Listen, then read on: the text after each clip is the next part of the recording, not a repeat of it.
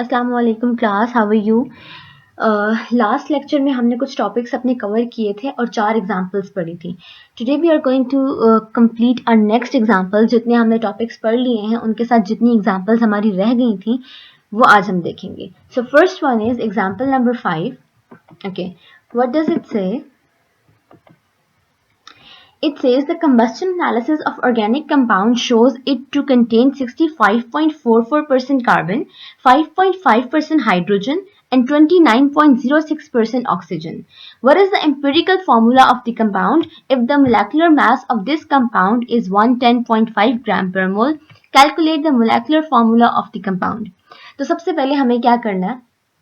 If you remember the steps of calculating the empirical formula, तो उसमें हमने पढ़ा था कि सबसे पहले हमारे पास होनी चाहिए परसेंटेज कॉम्पोजिशन. अब आपको परसेंटेज कॉम्पोजिशन यहाँ पे नजर आ रही है तो वो हमें फाइंड करने की जरूरत नहीं है.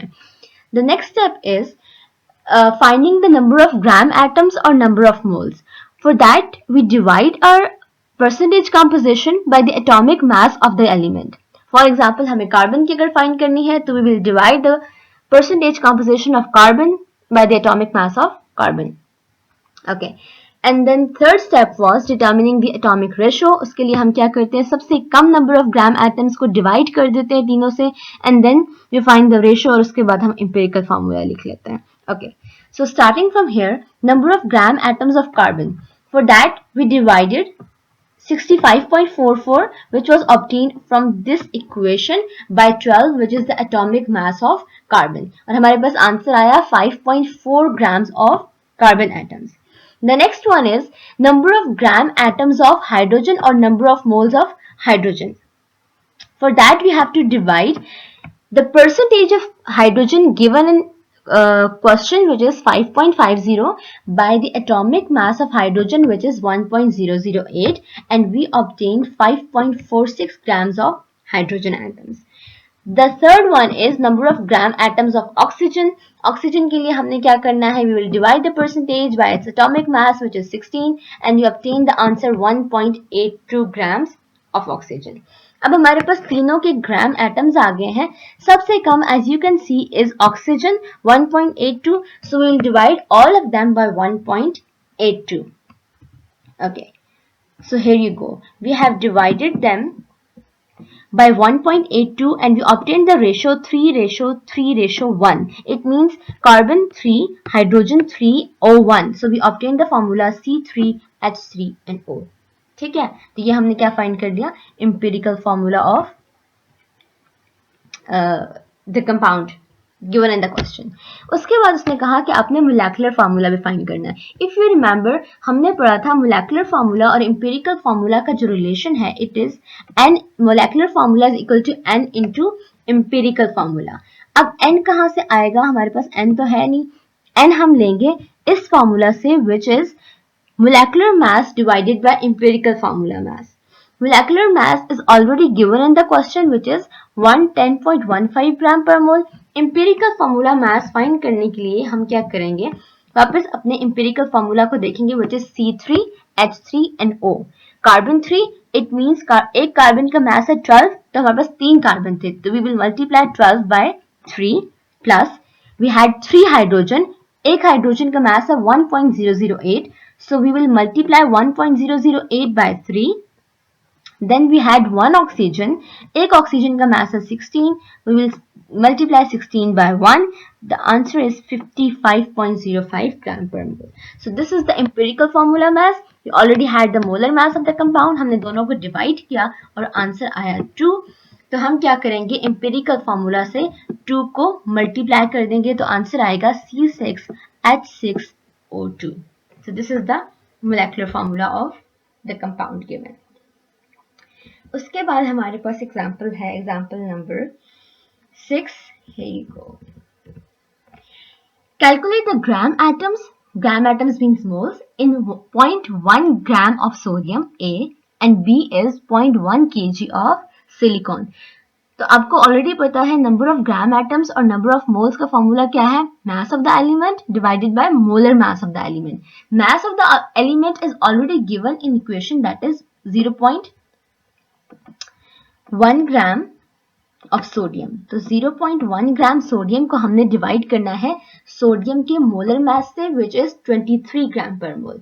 तो here you go, 0.1 divided by 23, it is 0.0043 moles। तो आपके पास आ गए number of gram atoms.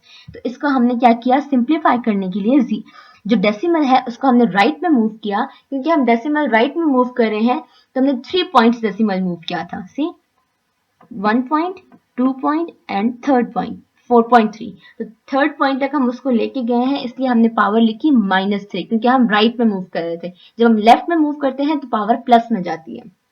Okay, so next one is 0.1 kg silicon. First of all, you must know that we take mass in grams, not in kilograms. So for that, we have to convert this kilogram mass into grams. For converting 0.1 kg into grams, we have to multiply 0.1 by 1000 और answer आएगा 1000 grams. इस 1000 grams को हम divide करेंगे molar mass of silicon से, which is 28.086। तो answer आया 3.56 moles. तो ये हमारे पास सिलिकॉन के नंबर ऑफ मोल्स आ गए।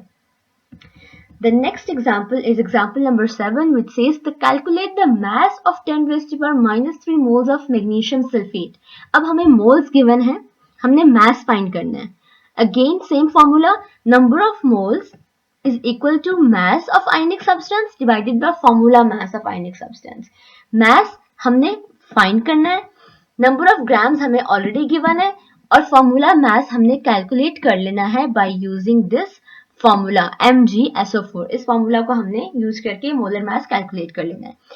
कम over here, formula mass of MgSO4, एक मैग्नीशियम का मास होता है 24, so we write over here 24, plus एक सल्फर है हमारे पास, एक सल्फर का मास होता है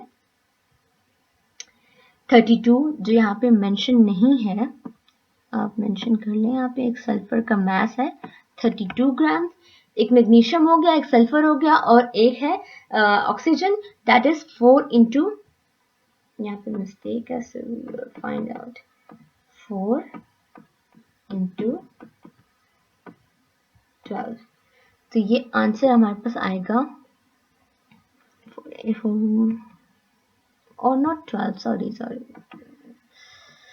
this is 16, okay, 4 into 6 into 4, 24, okay.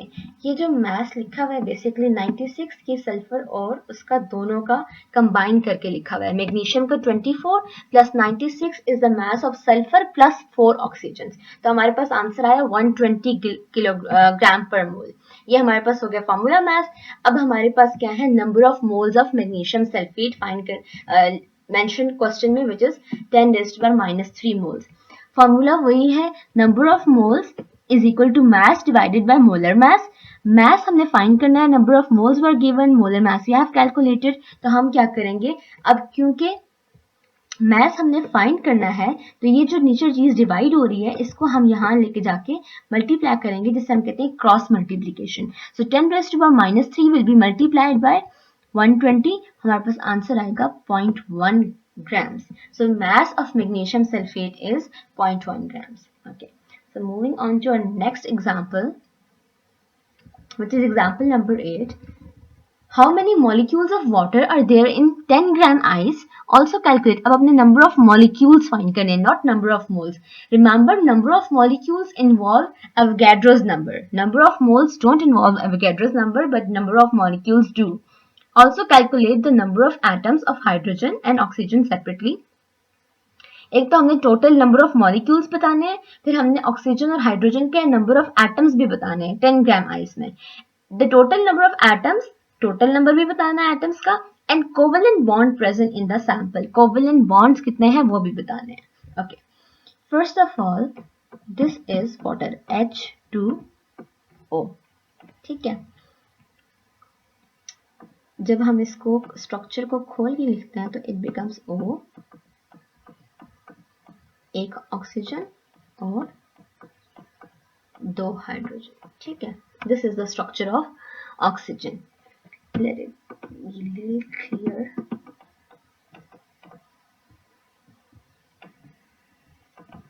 Oxygen is bonded to 2 hydrogen by the help of these covalent bonds. Okay. Now calculate the number of molecules of water. For calculating the number of molecules of water, we have to divide the mass of water, which is given 10 grams, by molar mass of water, and we will multiply the answer by Avogadro's number, which is 6.02 into 10 raised to power 23. We are given the mass, which is 10 grams. We know the molar mass of water by using this equation, this one. 2 hydrogen have मास 1.008. 2 हमने क्या करना है, 2 से multiply करना है 1.008 को, उसमें add करना है 16 ग्राम्स, तो ये हो जाएगा ऑलमोस्ट 18 ग्राम पर मोल. तो ये हमारे पास क्या हो गया, molar mass of water. Okay, अब हमने क्या किया, मोलर मास ऑफ वाटर भी फाइंड कर लिया, मास ऑलरेडी गिवन है, एवोगैड्रोस नंबर हमें पता है, हम सारी वैल्यूज यहाँ पुट करके आंसर निकालेंगे तो हमारे पास आंसर ये आएगा 3.31 इंटू 10 रेज़्ड टू पावर 23. तो इतने नंबर ऑफ मॉलिक्यूल्स प्रेजेंट हैं 10 ग्राम आइस में. अच्छा, ये तो हो गए नंबर ऑफ मॉलिक्यूल्स. अब आपको जो मैंने फॉर्मूला बताया था, दिस, एक मॉलिक्यूल के अंदर 2 हाइड्रोजन और 1 ऑक्सीजन है, एक मॉलिक्यूल के अंदर. Now come to the numerical. 1 molecule of water contains hydrogen कितने, 2. और अगर इतने नंबर ऑफ मॉलिक्यूल्स हैं तो उसके अंदर कितने होंगे, वो हम मल्टीप्लाई कर देंगे. 3.31 into 10 raised to power 23 molecules of water contain hydrogen 2 into 3.31, तो आंसर आएगा 6.68 इंटू 10 raised to power 23. एक मॉलिक्यूल में ऑक्सीजन एटम होते हैं 1, तो 3.3 अगर हमारे 1 into 10 raised to power 23 molecule है तो उसमें कितने होंगे, that will be multiplied by 1, तो वो जो मल्टीप्लाई करेंगे 1 से तो आंसर आएगा same 3.31 into 10 raised to power 23. Now come to covalent bonds. Here in this structure you can see 2 covalent bonds. So एक मॉलिक्यूल के अंदर कितने कोवेलेंट बॉन्ड्स है, 2. So 1 molecule of water contains number of covalent bonds, that is 2. और अगर 3.31 into 10 raised to power 23 molecules हो तो हमारे पास क्या होगा, 2 से मल्टीप्लाई कर देना हमने, तो आंसर आएगा 6.68 into 10 raised to power 23. फिर उसने कहा था कि आपने टोटल नंबर ऑफ एटम्स बताने हैं. तो टोटल नंबर ऑफ एटम्स के लिए हम क्या करेंगे, जो हमने ऑक्सीजन यानी कि ये और जो हमने हाइड्रोजन के एटम्स निकाले हैं उन दोनों को ऐड कर देंगे तो हमारे पास टोटल नंबर ऑफ एटम्स आ जाएंगे. Okay, The next example is example number 9, which says 10 gram of H3PO4 has been dissolved in excess of water to dissociate it completely into ions. Calculate number A, number of molecules in 10 gram of H3PO4. अभी हमने क्या किया था, 10 gram water के number of molecules calculate किए थे. बिल्कुल वैसे ही हमने 10 ग्राम H3PO4 के नंबर ऑफ मॉलिक्यूल्स कैलकुलेट कर लेने हैं. मैथ हमें ऑलरेडी गिवन है, मोलर मैथ हमने फॉर्मूला से कैलकुलेट करना है और उसका एवोगैड्रो नंबर से मल्टीप्लाई करना है. सो solve the first one first. Math is given, molar math हमने कैलकुलेट कर लिया, 3 हाइड्रोजन मतलब 3 इंटू 1 3, एक फॉस्फोरस है, एक फॉस्फोरस का mass 31, 4 oxygen 4 into 16 is equal to 64, तो ये हमारे पास हो गया 98 ग्राम पर मोल. तो math 10 is divided by 98 gram and multiplied by Avogadro's number, तो हमारे पास आंसर आया 6.14 into 10 raised to power 23 or 22. Okay, the next one is B, which is number of positive and negative ions in case of complete dissociation. Okay, जब H3PO4 dissociate करता है तो ये equation देखें, ये देता है 3H positive ions and 1 PO4 3 negative ion. So we have basically 3 positive ions and 1 negative ion. ठीक है, अब हमने क्या करना है, कंपेयर कर लेना है दोनों आइंस को. First we will compare phosphoric acid with H positive and then we will compare phosphoric acid by PO4 3 negative phosphate ion. अच्छा, हमारे पास बैलेंस्ड केमिकल इक्वेशन में अगर आप देखें तो H3PO4 के कितने मोल्स आपको नजर आ रहे हैं. सिंपल इक्वेशन लिखिए, 1 मोल. ठीक है, 1 मोल कितने आइंस प्रोड्यूस कर रहा है, 3H positive. 1 mole of H3PO4 is producing 3 moles of protons. अभी हमने यहाँ पे नंबर ऑफ मॉलिक्यूल्स कैलकुलेट किए थे 6.14 into 10 raised to power 23. 22. So अगर वन मॉलिक्यूल 3 पॉजिटिव दे रहा है तो 6.14 इंटू 10⁻22 कितने देंगे? हम 3 से मल्टीप्लाई कर लेंगे, आंसर आ जाएगा 1.842 इंटू 10⁻23. अगेन हमने क्या करना है, H3PO4 को PO4 3 नेगेटिव से कंपेयर कर लेना है. जिस तरह हमने H पॉजिटिव के आइंस निकाले उसी तरह हमने PO4 3 नेगेटिव के आइंस निकालने हैं. अब अगेन आप इक्वेशन पे आ जाओ, balanced chemical equation.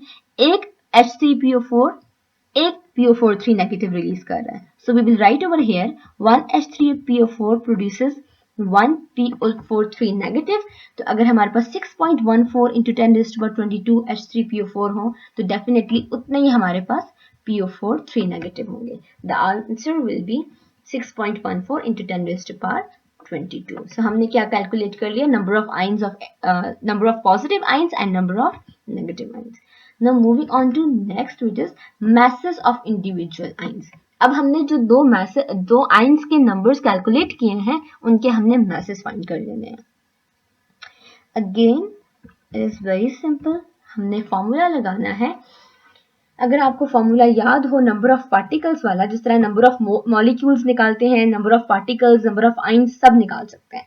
So number of H positive ion is equal to mass of ion divided by ionic mass of H positive into 6.02 into 10⁻23.